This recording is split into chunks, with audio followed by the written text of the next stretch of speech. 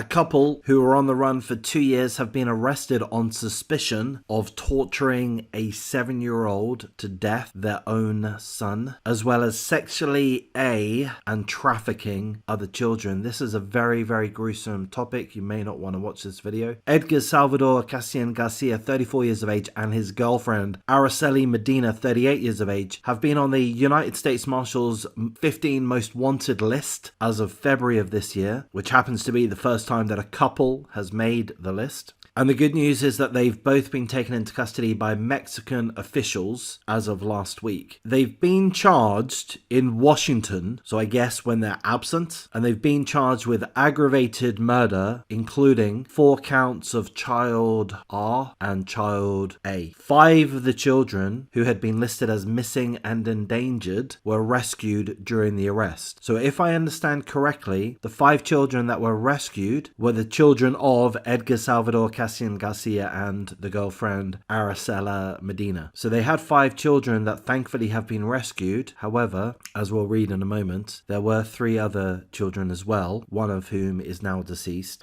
So of the 5 children that have been rescued, they have now been returned to the United States and they've been placed in protective custody. It is believed that the couple were abusing and trafficking their 5 children. Actually, more than that, 2 other children as well. 2 of Casian-Garcia's daughters, one aged 8, the other aged 3, were found abandoned in Tijuana, Mexico in late 2020. Abandoned, just abandoned, thrown away, discarded, aged 8 and 3. 2 of the man's children, daughters, they were taken into child protective custody in Mexico in late 2022, but it took a while for that information to filter back to Washington, Pasco, Washington, where the children are from. Both of those 2 girls, again aged 3 and aged 8, show signs of severe physical and sexual A. Forensic interviews done with both girls determined that the father, Casian-Garcia, and the father's girlfriend had likely been abusing and trafficking the children. The 8-year-old girl said she survived unimaginable torture and R at her home in Washington. The 8-year-old girl said she survived unimaginable torture and R. According to the police in Pasco, Washington, the remains of the girl's 7-year-old brother were found in early 2022 by hikers in rural Benton County, Washington. They found the remains of a 7-year-old about 20 minutes away from Casian-Garcia and Medina's Washington home. Authorities believe that the 7-year-old son of these 2 devils, beasts, was tortured to death and that his body was dumped. His remains were later identified as Casian-Garcia's son, Edgar Jr. A reward for up to $25,000 had previously been announced for information leading to the pair's arrest. I'm going to mention quickly $25,000. Is that all? Seems a little low to me, but in any case, the couple crossed the border into Mexico in June 2021, and it's believed that they did so to escape justice after the death and perhaps the torture and murder of their 7-year-old son, or his 7-year-old son, Edgar Jr. So 5 children were thankfully rescued. 3 of them are the girlfriend's children from a previous marriage. 2 of the children are Casian-Garcia's, fathered with another woman. So the 2 are in custody in Mexico. They're expected to be extradited to the United States to face criminal proceedings. So these 2 absolute wretched scumbags are going to face a litany of charges that hasn't been spelt out in the article that I've gone through, but I imagine that's going to involve a lot. Child murder of his son, Edgar Jr., 7 years of age, the abuse that Edgar Jr. suffered, the trafficking abuse that the 3-year-old and 8-year-old daughters faced, and I think it's presumed that the 5 children that have been rescued have also faced similar horrendous treatment. So, as I said at the beginning, this is an absolutely disgusting case. We should be thankful that these 2 scumbags have been captured, that Mexican authorities seemingly are doing the right thing. They're going to be arranging the extradition to the United States for a trial to be faced. I hope and pray that the investigators have ample evidence, which seemingly they do. They have the remains of Edgar Jr. They have the forensic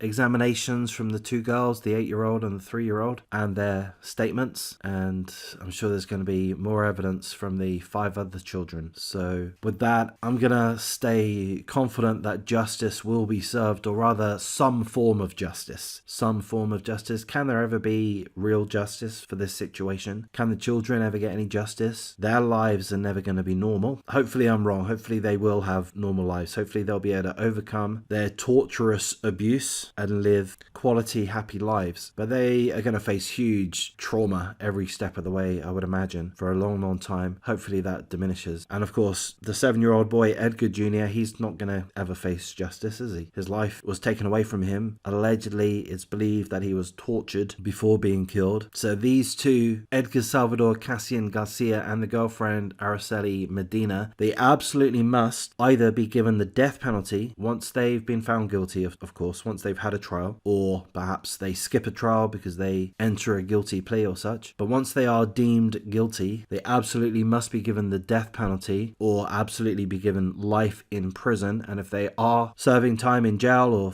even if they're given the death penalty for the period that they are in jail, let's hope that the guards and the fellow inmates are fully aware of the criminal history of these two devils, these two beasts. And let's hope that the guards and the fellow inmates have ample opportunity to try to gain a little bit, a slither of justice for their victims. Just a little slither of justice every so often. Regular visits with these two scumbags, with the other inmates, the other guards, with the guards, each grabbing a slither of justice every time they spend time with these devils. So that's as much as we know. It's absolutely horrendous. Why have I made this video? How can you not? Like, how, I go through these articles and I try to cover important crimes. So this is obviously hugely unpleasant, but how can you go past this? It absolutely deserves consideration. It deserves discussion. It just deserves prayers and thoughts. So that's why I go over the topic. But it's going to bring me down a little bit. It's going to bring you down having listened to this. And that's fine. That's fine. We can be pulled down a little bit, but not for everybody. Not everyone can cope with it all the time. Some people, it can get a little bit overwhelming, and that's totally fine. So after listening to this, please don't watch any more videos of mine for a little while. Please go and watch some kitten videos, some puppy videos.